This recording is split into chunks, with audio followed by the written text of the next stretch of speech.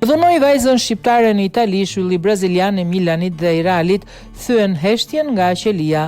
7 muaj pas hyrjes në burg, Rubinho ka folur për herë të parë publikisht që prej fillimit të dënimit të tij në burgun numër 2 të Tremembe në shtetin brazilian të Sao Paulos, ish sulmuesi Milanit, Real Madridi dhe Manchester City po vuan një dënim me 9 vjet burg për pjesëmarrje në përdhunim në grup të një vajze shqiptare në Milano, një çështje që tronditi botën e futbollit dhe opinionin publik ndërkombëtar. Deklaratat e Rubinhos u publikuan në një video të shpërndar nga Këshilli i Komunitetit Taubate, një organizatë jo fitimprurse themeluar nga gjyqtarja Sueli Zearik, që mbështet sistemin gjyqësor brazilian dhe ndihmon në projektet e rintegrimit të burgosurve. Në videon që po qarkullon në rrjetet sociale, Rubinho shpjegon se dëshiron të vendos në vend të vërtetën dhe të mohoj çdo informacion për trajtim të privilegjuar.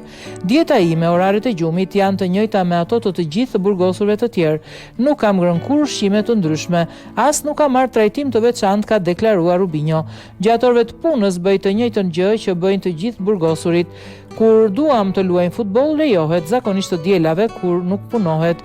Ish futbollisti mohoi kategorikisht lajmet që qarkulluan për trajtime të privilegjuara, por rol drejtues brenda burgut. Asnjëherë nuk kam pasur trajtim të veçantë, vizitat janë të shtunave ose të dielave. Kur gruaja ime nuk vjen vetëm, vjen me fëmijët tan. Djali i madh luan dhe mund të vinë edhe 2 më të vegjëlit. Vizita është e njëjtë për të gjithë, trajtimi është i njëjtë për të gjithë. Lajmet që thonë se jam lider apo që kam probleme psikologjike janë gënjeshtra. Rubinho dhi poshtë gjithashtu edhe zërat për problemet shëndetit mendor apo përdorimin e medikamenteve. Nuk ka marr asnjëherë ilaçe, fal Zotit, edhe pse është e vështirë të jesh në burg, kam ruajtur gjithmonë qetësinë dhe bëj gjithçka që mund të bëj çdo i burgosur tjetër. Qëllimi këtu është riedukimi, risocializimi atyre që kanë bërë gabime. Nuk kam pasur asnjë rol drejtues. Këtu komandën e kanë rojat, ne të burgosurit vetëm zbatojmë rregullat.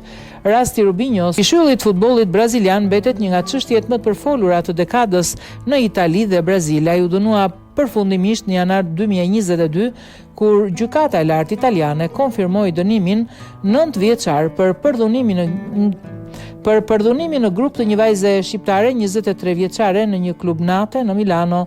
Pas refuzimit të ekstradimit, Rubinho u arrestua në Brazil në mars 2025 pas një vendimi të Gjykatës Supreme Federale për njohjen e dënimit italian. Burgu Tremembe 2, ku ndodhet Rubinho, është i njohur për strehimin e të burgosurve të famshëm si ish politikan apo figura publike.